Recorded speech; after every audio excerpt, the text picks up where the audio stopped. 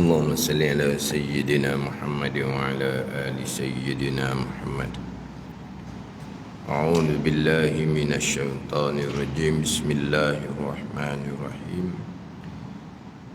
الحمد لله رب العالمين، والصلاة والسلام على سيد المرسلين وعلى آله وصحبه أجمعين. Rabbi syarah li sadri wa yassir li amri wahlul 'uqdatam min lisani yafqahu qawli. Subhanaka la ilma lana illa ma 'allamtana innaka antal alimul hakim.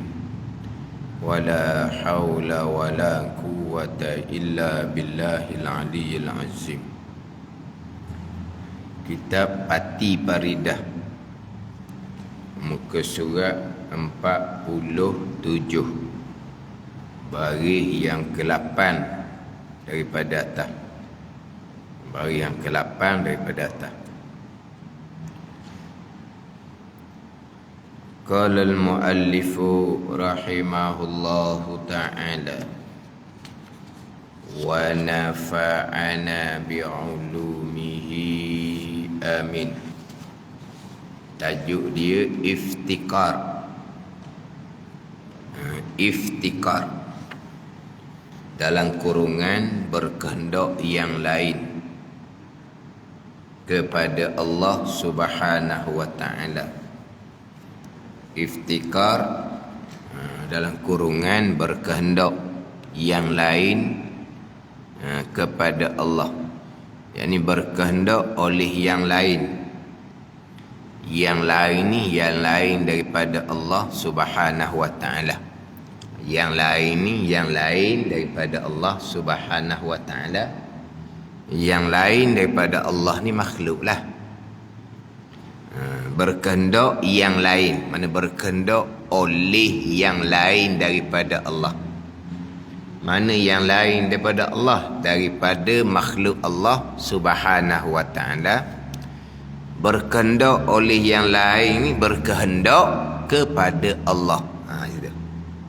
Berkehendak yang lain, berkehendak oleh yang lain daripada Allah, yakni makhluk. Berkehendak oleh yang lain ni kepada Allah Subhanahu wa ta'ala. Wa muftakirun ilaihi kullu ma'adah. Wa muftakirun ilaihi kullu ma'adah. Berkehendak kepada Allah Subhanahu wa ta'ala oleh barang yang selain daripada Allah Subhanahu wa ta'ala. Iftikar kepada Allah, berkehendak kepada Allah kullu ma'adah, oleh tiap-tiap barang selain daripada Allah Subhanahu wa ta'ala. Dia la ilaha illallah.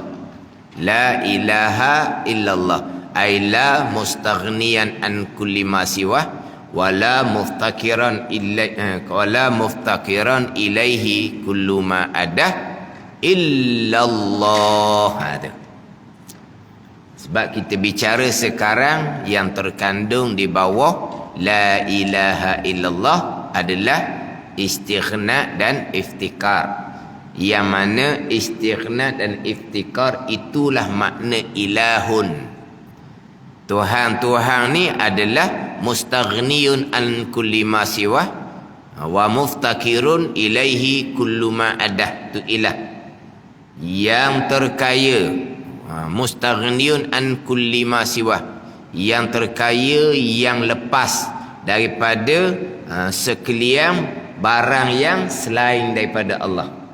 Allah Ta'ala terkaya lepas daripada barang yang selain daripada Allah, yakni makhluk. Wa muftakirun ilaihi kullu ma'adah. Tuhan-Tuhan ni yang berkehendak kepadanya, kepada Tuhan, oleh tiap-tiap barang yang lain daripada Allah atau makhluk. Jadi ilah ni yang berkehendak oleh sekalian makhluk. Ilah ni yang terkaya, yang lepas daripada sekalian makhluk dan berkehendak kepadanya oleh sekalian makhluk. Dia ringkas. Ilah ni mustaghniyun an kulli ma siwa wa muftakirun ilaihi kullu ma ada.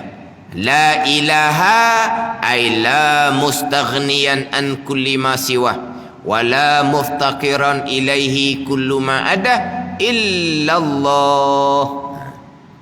Tiada Tuhan yang terkaya yang lepas daripada tiap-tiap yang lain, dan tiada Tuhan yang berkehendak kepadanya oleh tiap-tiap yang lain melainkan Allah.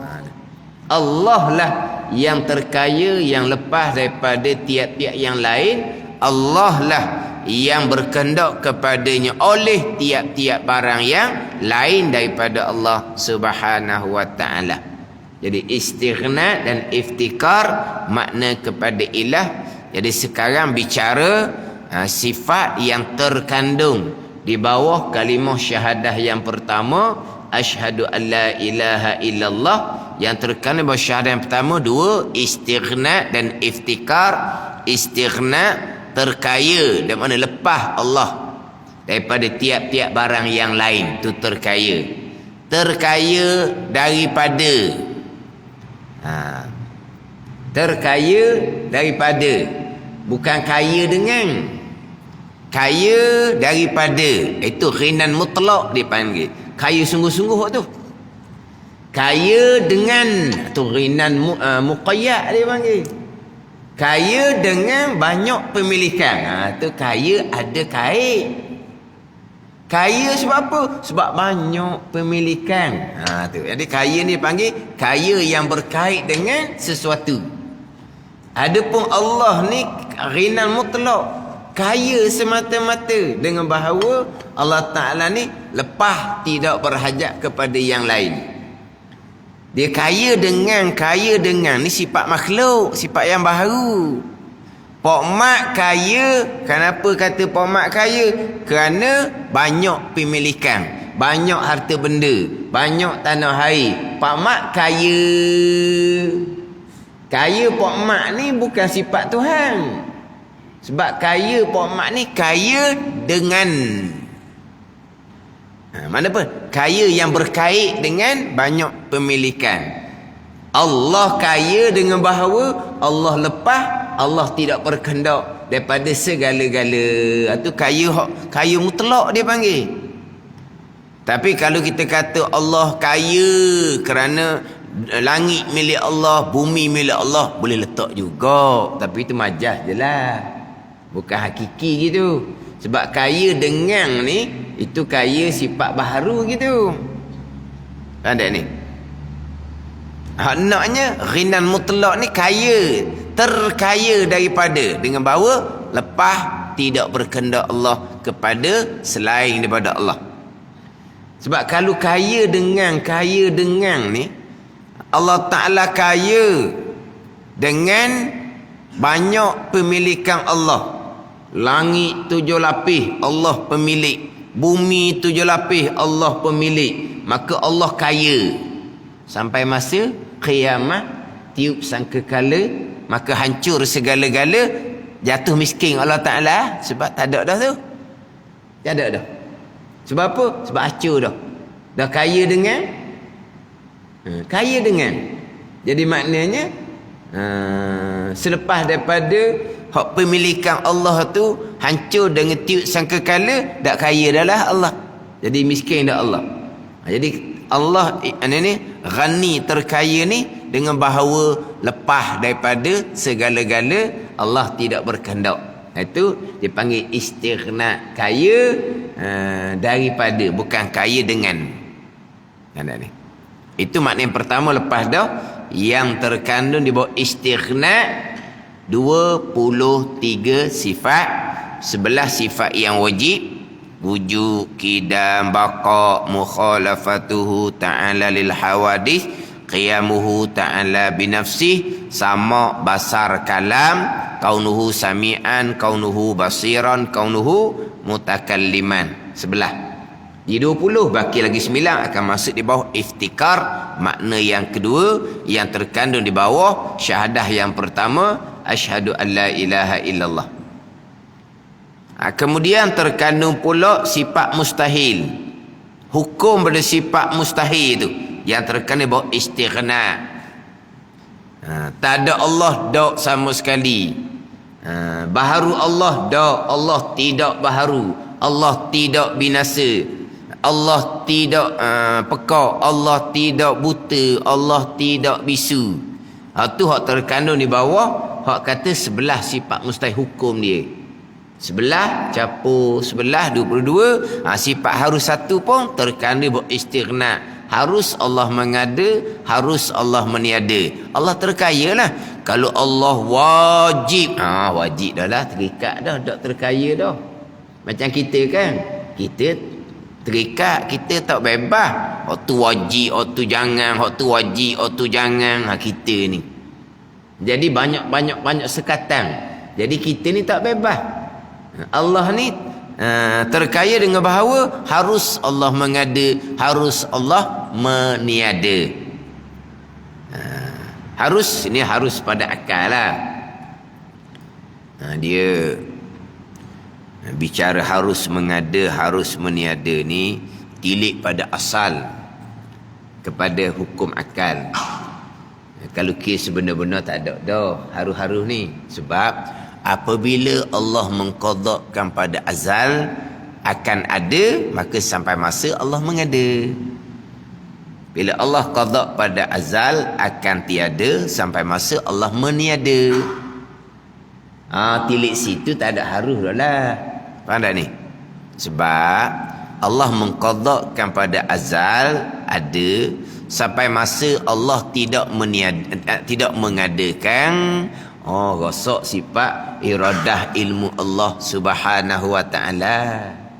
Faham tak ni? Macam kita lah. Kita menetapkan akan buat begiang-begiang. Sampai masa dah ingat, tak terbuat. Sebab apa? Sebab kitanya jahil. Kita lupa, kita lalak. Jadi apabila tilik kepada Allah mengqadakkan pada azal akan sesuatu, sama ada ataupun tiada, sampai masa mengada, sampai masa meniada, itu wajib tu. Tapi dia panggil wajib syarak ataupun wajib akal aridi. Itu kena bicara selapis lagi lah. Dia kena ni. Dia sebenarnya harus akal ni tak ada lah. Sebab Tuhan letak dah pada azal. Cuma didatangkan juga harus pada akal untuk menyempurnakan istighna. Untuk menyempurnakan istighna dan untuk menolak pahaman Mu'tazilah. Allah wajib buat perkara baik. Allah wajib buat perkara lebih baik. Nak tolak Mu'tazilah? Tak. Haruh ni tilik pada hak asal lah. Tilik pada ni. Tilik pandang kepada qada azali. Tilik kepada kekuasaan Allah. Bumi ni hak Allah mengadakan ni, harus je Allah nak meneruskan kekal ada. Akal boleh terima kalau kata Allah nak membinasakan. Sebab apa? Allah Maha Kuasa. Ni langit bumi comel ni, dari segi akal boleh terima kalau kata Allah teruskan ada. Akal boleh terima. Ataupun Allah nak meniadakan, hak dia yang buat. Dia nak peracau, dia peracau lah hak dia. Akal boleh terima. Ini kepada akal ni. Bukan tilik kepada hak ni janjian Quran, bukan. Tilik pada janjian Quran, innas sa'ata la'atiyatul la raiba fiha. Quran dah sebut dah tu, kiamat akan berlaku, tidak ada ragu, maka wajib berlakunya kiamat. Ni dia selapis lagi lah. Ni kepada asal harus. Kita akal boleh terima. Allah mengekalkan langit dan bumi, akal boleh. Allah kuasa. Allah membinasakan, Allah menghancurkan, akal boleh terima sebab hak dia. Tapi dah Quran nyatakan macam mana, kita pun wajib berpegang lah. Itu dia selapis lagi. Ni harus akal ni hak asal sahaja. Macam contohlah, orang yang beriman harus Allah memasukkan ke syurga, harus Allah memasukkan ke neraka. Sebab apa? Sebab beriman dan beramal soleh seseorang hak Tuhan juga, bukan hak kita pun. Kita la haula wala quwata illa billah, kan? Tak ada daya upaya kita pada mengerjakan ketaatan, pada meninggalkan kemaksiatan, melainkan telah semuanya itu datang daripada Allah. Jadi beriman dan taat seseorang yang memang datang daripada Allah, sampai masa Allah nak masukkan ke syurga, nak masukkan ke neraka, akal boleh terima, harus pada akal. Ini cerita hak asal ni. Akal zati hak asal ni. Quran beritahu macam mana? Quran beritahunya jazaohum inda rabbihim jannatu adni tajri min tahtihal anhar. Quran kata gitu. Jadi janjian Al-Quran mustahil mungkin. Tilik situ wajib syurga bagi mereka yang beriman dan beramal soleh. Kerana itu janjian Quran. Mungkin janjian Quran mustahil akal tak boleh terima. Tilik situ wajib syurga lah. Ada ni. Tilik kepada asal hak Tuhan belaka. Beriman qada qadar, amal soleh qada qadar. Lepas tu Allah nak buat syurga, syurga milik Allah. Allah nak buat neraka milik Allah. Mana akal boleh terima belaka? Tuan nak letak mana pun. Dah kan dia beriman dan beramal soleh, kan? Macam mana akal boleh terima Allah Ta'ala bubuh neraka? Dah beriman beramal soleh pun bukan hak seseorang pun, bukan hak kita pun. Ada ni. Lepas tu kita banyaknya alhamdulillah. Sudah memberi salam, alhamdulillahilladzi lam yattakhiz walada.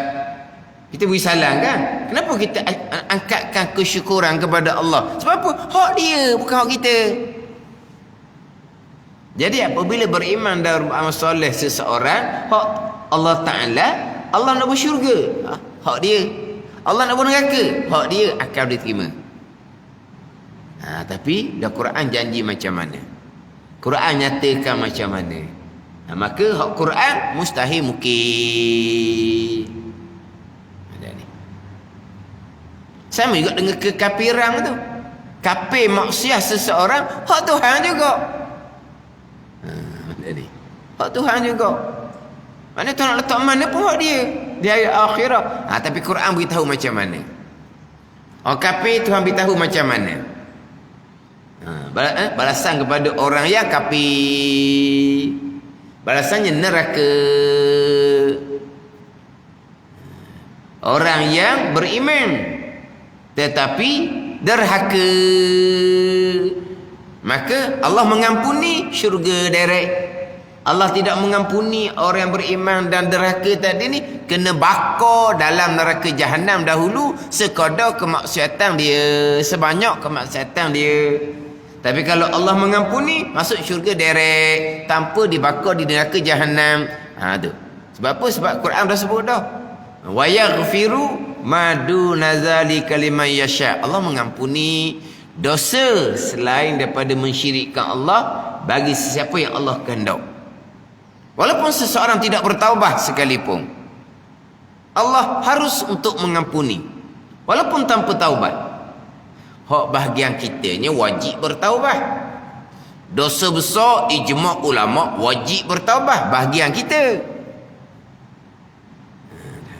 Bahagian Allah Ta'ala-nya, walaupun tidak bertaubat sekalipun, Allah boleh mengampuni selagi tidak mensyirikkan Allah Subhanahu wa Ta'ala.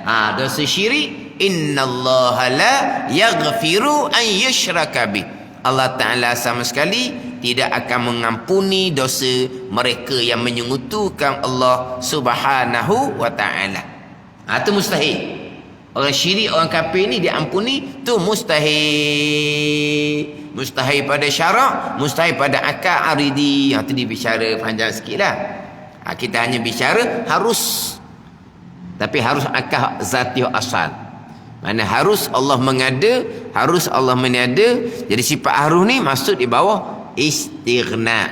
Jadi semua sekalinya sifat yang wajib sebelah, sifat yang mustahil sebelah, sifat harus satu, jadi 23. Nak pergi pula kepada makna yang kedua, yang terkandung di bawah la ilaha illallah itu iftikar. Iftikar dengan makna berkehendak yang lain. Ni berkehendak oleh yang lain daripada Allah, yakni makhluk, kepada Allah subhanahu wa ta'ala. Dan masuk di bawah iftikar.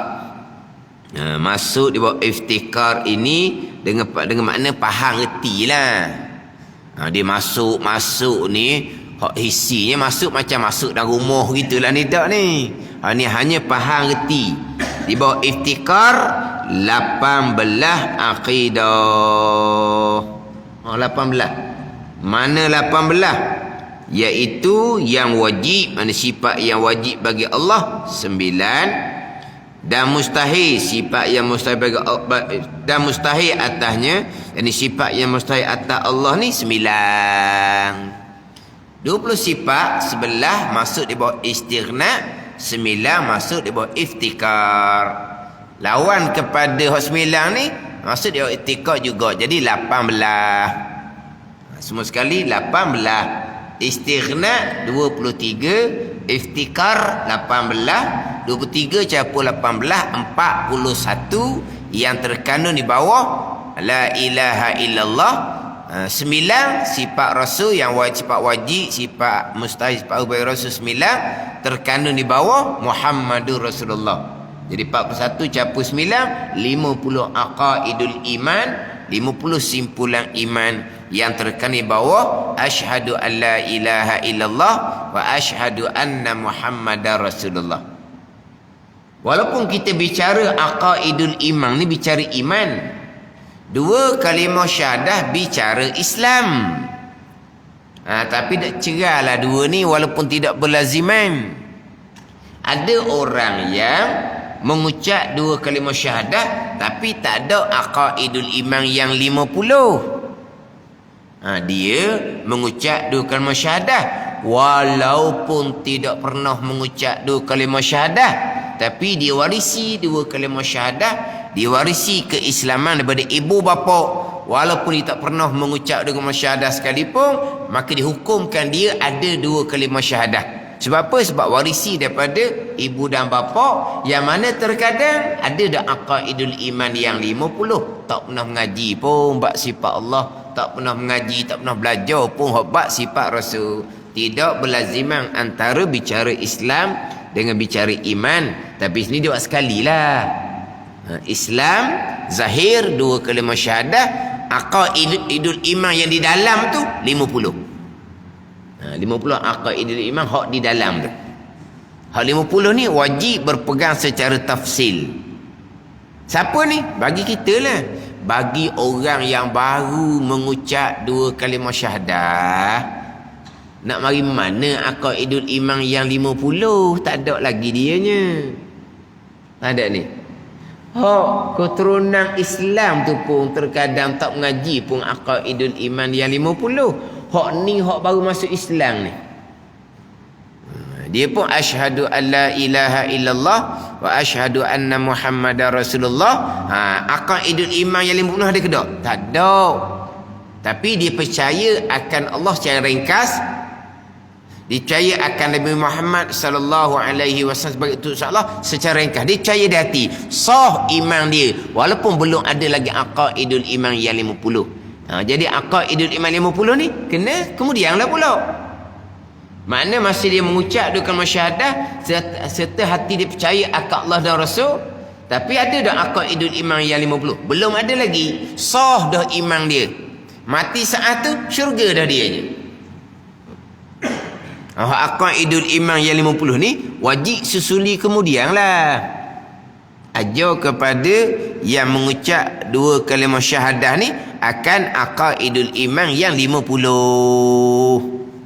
Kalau siapa kesudah dia mengucap dia kalimah syahadah tapi belajar dok apa dok, boleh pasangan pula hak Islam baka, Islam warisi yang tak belajar agama juga.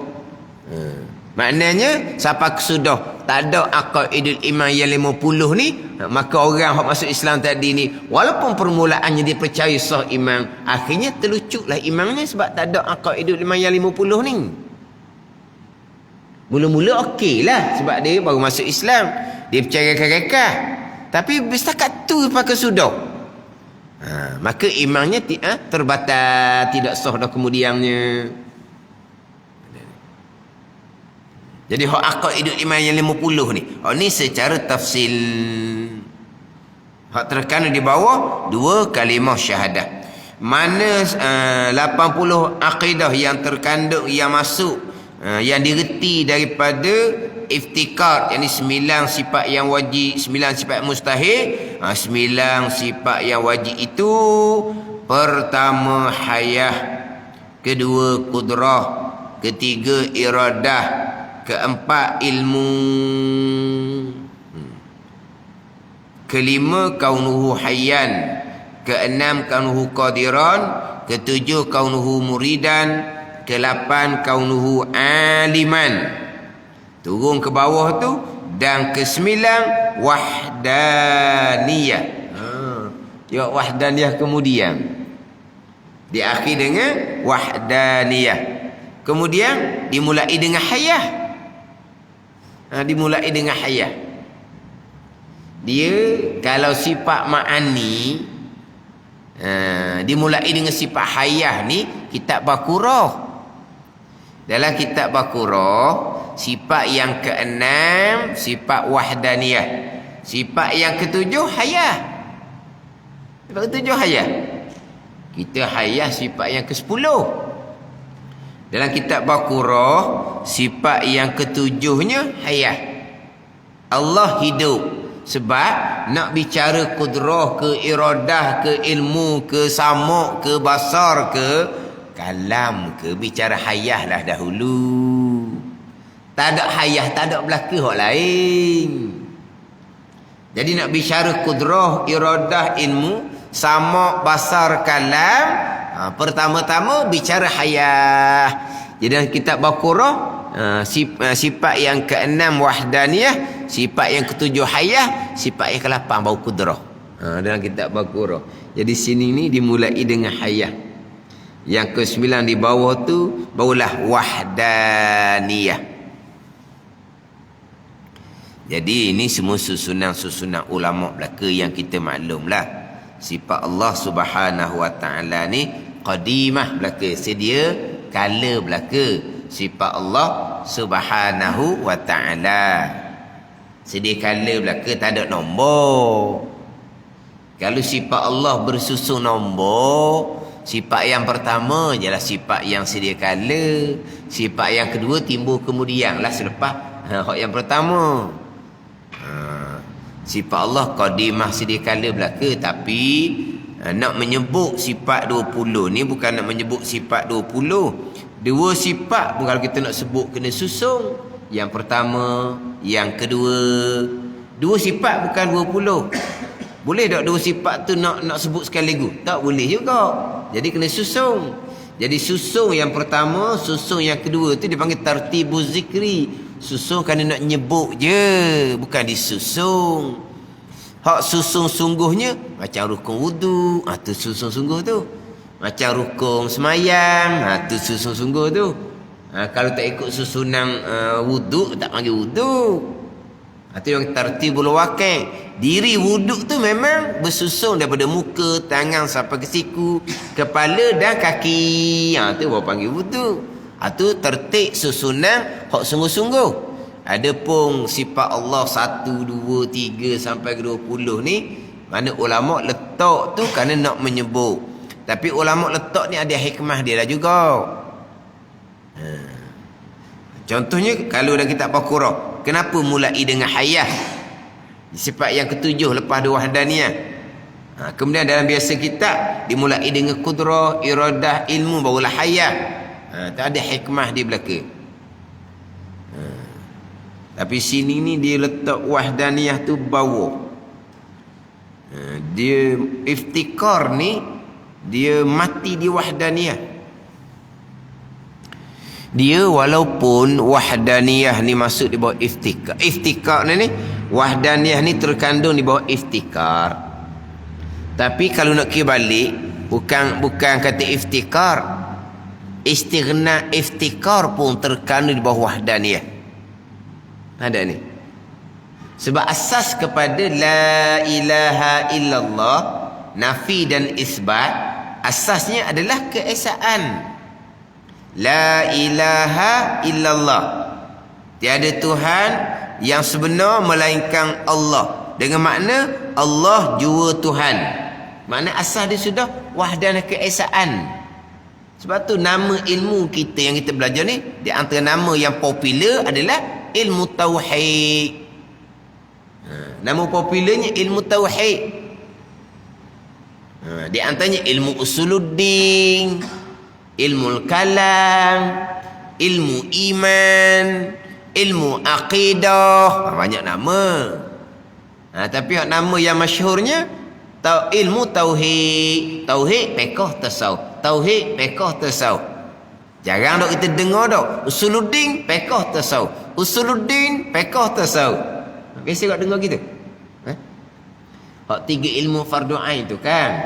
Usuluddin pekoh tasawuf. Hak biasanya tauhid pekoh tasawuf. Tauhid pekoh tasawuf. Jadi nama ilmu pun nama tauhid dah. Sebab apa? Sebab asasnya adalah wahdaniyah. Walaupun di sini wahdaniyah tu terkandung di bawah iftikar, tapi asasnya wahdaniyah. Bila Allah Tuhan yang esa, pastilah Allah ni bersifat dengan sifat kesempurnaan. Maha suci Allah daripada sifat kekurangan. Dia ni susunan tu buatlah. La ilaha illallah, Allah Ta'ala Tuhan yang esa. Bila Tuhan ni Tuhan yang satu, pastilah bersifat dengan istighna dan iftikar. Di situ dulu. Allah Tuhan yang satu, pastilah terkaya lepas daripada segala-gala. Sebab segala-gala tak ada, dia je Tuhan. Lepas tu pasti bersifat dengan iftikar. Segala-gala yang lain akan berkendak hanya kepada Allah. Sebab apa? Sebab Allah juga Tuhan. Tu. Bila Allah yang esa, yang bersifat dengan istighna dan iftikar, pastilah Allah bersifat dengan sifat kesempurnaan. Maha suci dan bersifat kekurangan. Kalau Allah juga sebagai Tuhan tidak bersifat dengan sifat kesempurnaan, tak terkaya Allah. Kalau Allah juga Tuhan yang tidak bersifat dengan sifat ini kesempurnaan, tidak adalah yang lain iftikar kepada Allah. Pastilah Allah yang bersifat dengan iftikar ini bersifat dengan sifat kesempurnaan yang tidak terhingga banyaknya. Maha suci Allah bersebarang sifat kekurangan. Kalau Allah bersifat dengan sifat kekurangan, Allah tidak akan terkaya daripada yang lain. Kalau Allah bersifat dengan sifat kekurangan, maka yang lain tidak hanya berkehendak pada Allah, sebab Allah pun bersifat dengan sifat kekurangan. Jadi pastilah Allah Tuhan yang esa, yang bersifat dengan istighna dan iftikar, akan bersifat dengan sifat kesempurnaan yang tidak terhingga banyaknya. Maha suci Allah bersifat kekurangan. Barulah turun kepada sifat 20 secara tafsil. Makna kira-kira sifat kesempurnaan yang tidak terhingga banyaknya, sifat 20 ke, terkandung di bawah wahdaniyah. Walaupun dia pecah-pecah jadi wahdaniyah, terkandung di bawah iftikar sekalipun. Jadi nak mati di istighna, kena mati di wahdaniyah. Ni nak mati iftikar pula, sama telah lah. Dia kena mati di wahdaniyah. Tuhan yang esa pada zat, pada sifat, pada perbuatan. Kalau Tuhan ni ada dua, maka tidak akan iftikar, tidak akan berkehendak oleh makhluk, hanya kepada Allah jua. Sebab apa? Dah dua Tuhan. Jadi sebahagian daripada makhluk berkehendak pada satu Tuhan, sebahagian dari makhluk yang lain berkehendak pada satu Tuhan yang lain pula. Lucu sifat iftikar kalau seumpama tu. Dua-dua tu pun bukan Tuhan belaka. Sebab apa? Dua-dua bukan Tuhan. Sebab satu Tuhan yang berkehendak kepadanya sebahagian daripada makhluk. Yang sebahagian laginya tambuh ke dia. Satu Tuhan ni sebahagian hak tambuh dengan Tuhan yang pertama ni berkehendak kepada dia. Hak yang berkehendak Tuhan yang pertama tambuh pada Tuhan yang kedua. Bukan Tuhan gitu. Sebab Tuhan-Tuhan ni mestilah berkehendak oleh sekalian yang lain kepada hanya Allah jua. Jadi Tuhan mesti esa pada zat. Mesti esa pada zat. Mesti Tuhan yang bersifat dengan iftikar, yang berkehendak oleh sekalian lain kepada Allah Ta'ala ni, mestilah Tuhan ni esa pada sifat. Mana apa esa pada sifat? Tidak ada di makhluk satu sifat yang seperti sifat Allah. Kalau ada di makhluk sifat kudrah seperti sifat kudrah Allah pada mengada, maka makhluk yang disifat kudrah ni tidak akan iftikar dah kepada Allah Subhanahu wa ta'ala. Kalau tidak keesaan pada sifat. Keesaan pada sifat dengan bahawa sifat kudrah hanya pada Allah Subhanahu wa ta'ala. Sifat kudrah yang ada di makhluk hanya pada nama saja kudrah. Nama je kudrah. Allah bersifat dengan sifat kudrah. Hamba bersifat dengan sifat kudrah. Tu sama pada nama. Tapi sifat kudrah di hamba tak ada peranan apa pun. Jadi pada sifat kudrah hamba ni tak ada peranan apa pun, maka sekalian makhluk akan iftikar hanya kepada Allah Subhanahu wa ta'ala. Tetapi kalaulah kudrah di hamba ni bekah juga macam sifat kudrah zat Allah Ta'ala, maka hamba yang ada sifat kudrah ni tidak akan iftikar kepada Allah Subhanahu wa ta'ala, sebab sudah ada sifat kudrah yang sama dengan sifat kudrah Allah yang boleh bekah. Hak ni macam Mu'tazilah Qadariyah. Hak ni hak macam Mu'tazilah Qadariyah. Mu'tazilah Qadariyah, Allah letak kudrah di hamba, kudrah hamba ni boleh berkah, boleh mengadakan macam sifat kudrah Allah. Jadi apabila kita ni sudah ada sifat kudrah, ni kita sekarang ni ada tak sifat kudrah? Ada. Sifat kudrah ni boleh berkah pada mengada dan menada. Maka di saat kita ada sifat kudrah, kita sudah tidak iftikar, tidak berkehendak kepada Allah Subhanahu wa ta'ala. Lucu sifat ketuhanan, lucu sifat uluhiyah, lucu sifat ketuhanan, istighna dan iftikar. Sebab apa? Sebab ni kudrah di kita ni sama macam sifat kudrah Allah, boleh memberi berkah. Maka bila kita sudah ada sifat kudrah, sudah ada tenaga, kita sudah tidak iftikar kepada Allah Subhanahu wa ta'ala. Lucu Allah sebagai ilah. Allah sebagai ilah yang mana sekalian berkehendak kepada Allah dengan bahawa hanya sifat kudrah yang berkah ada di zat Allah Subhanahu wa ta'ala. Di yang lain, di kita ada sifat kudrah hanya serupa pada nama saja. Jadi Allah yang bersifat dengan iftikar ni pastilah wahdaniyah, esa pada sifat. Pastilah Allah bersifat dengan sifat iftikar ni wahdaniyah, esa pada perbuatan. Kesemua perbuatan yang berlaku hanyalah perbuatan Allah Subhanahu wa ta'ala. Tidak ada daripada makhluk walaupun hanya satu perbuatan, walaupun sebesar zarah. Kalau makhluk ada perbuatan sendiri, maka makhluk yang ada perbuatan sendiri tidak iftikar kepada Allah sebab dia boleh buat sendiri. Itu mustahil sama sekali. Mati kemah molek hak wahdaniyah pada perbuatan dalam kitab Pati Paridah kita terdahulu. Dia keesaan pada zat, clear lah kita orang Islam ni. Memang tidak ada dua Tuhan.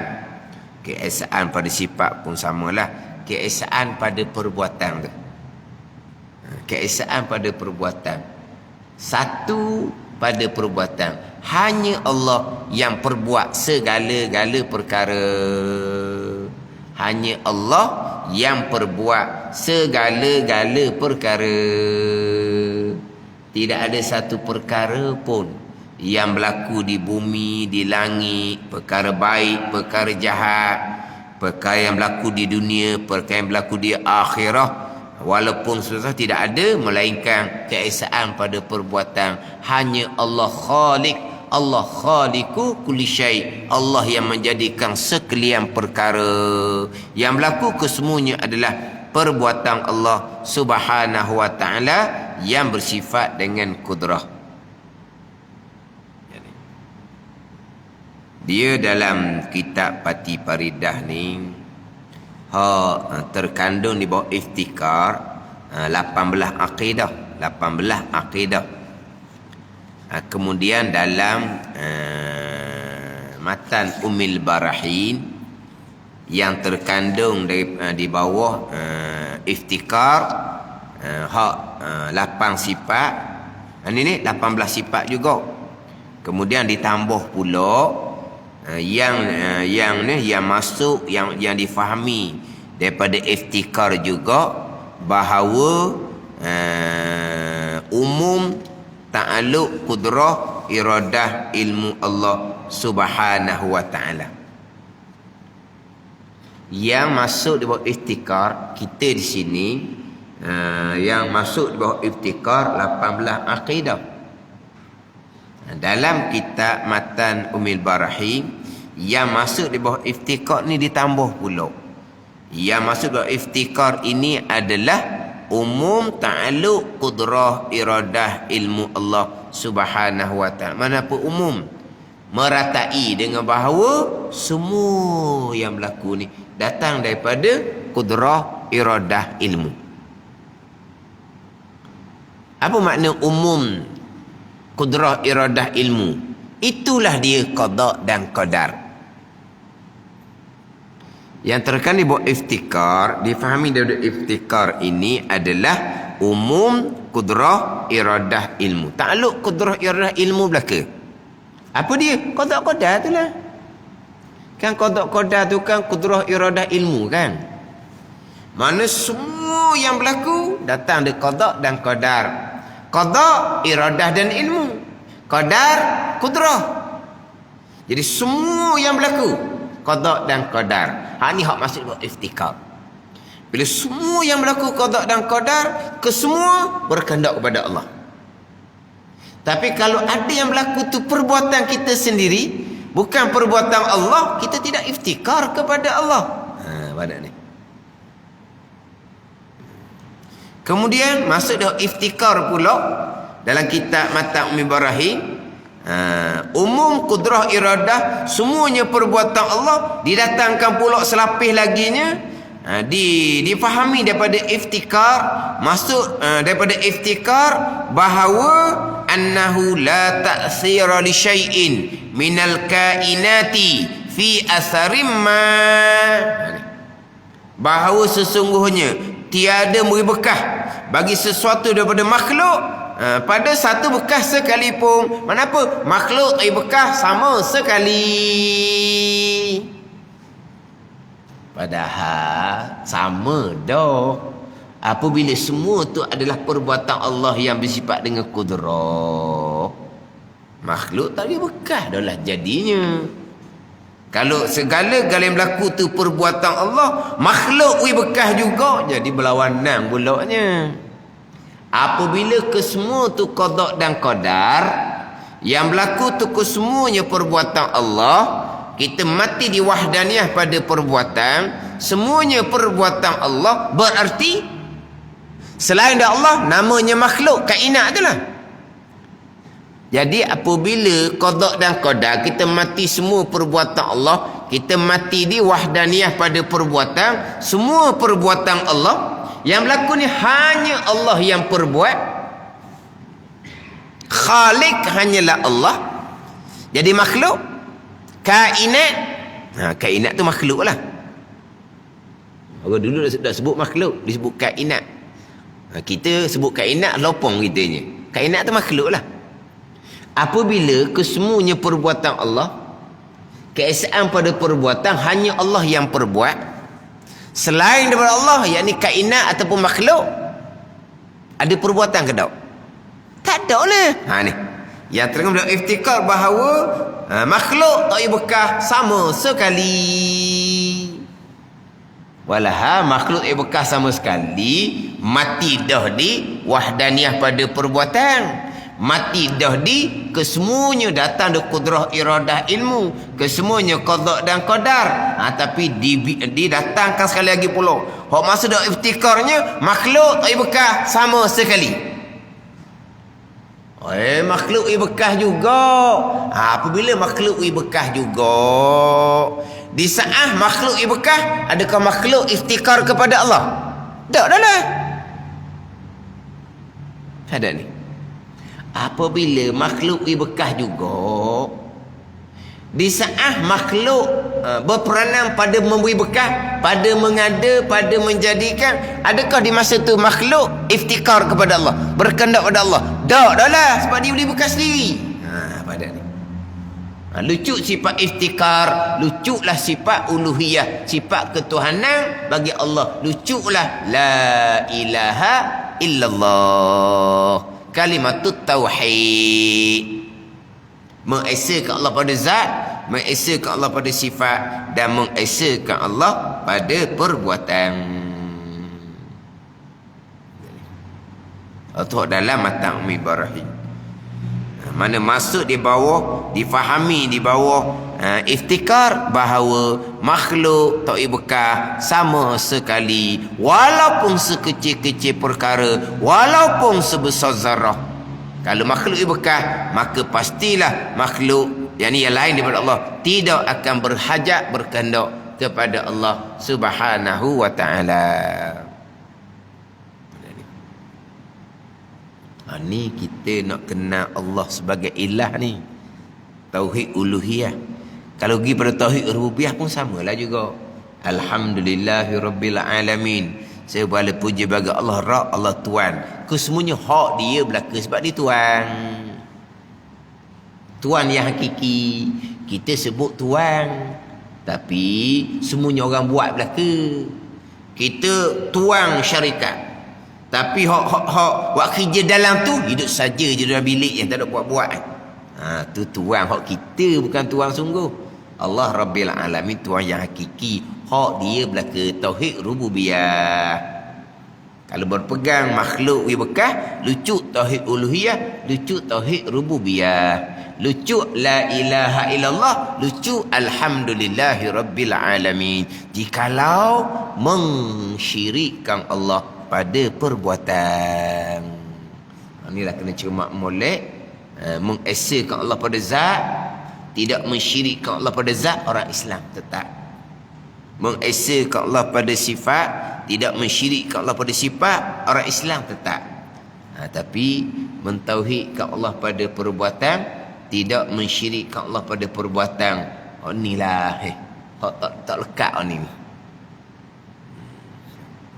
Berpegang dengan akidah yang syirik, mensyirikkan Allah pada perbuatan. Makhluk ada peranan juga, hakikinya tidak ada. Semua yang berlaku adalah perbuatan Allah. Pegangan percakapan kitanya, tu saya, tak ada apa-apa.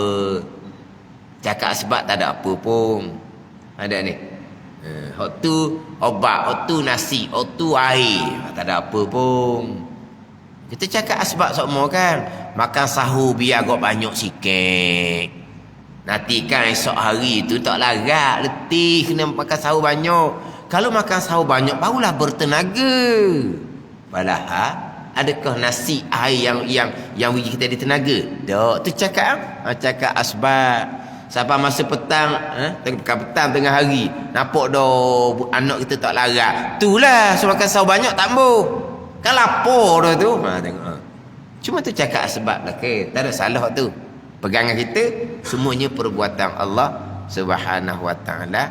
Dahlah kita cakap makhluk, tak ada salah ke Tuhan langsung. Di hati pun dah ingat ke Allah langsung. Itu orang awam, tak ada salah pun. Tapi pegangan dah. mengesakan Allah pada perbuatan, berpegangan kitanya qada dan qadar sekalian perkara.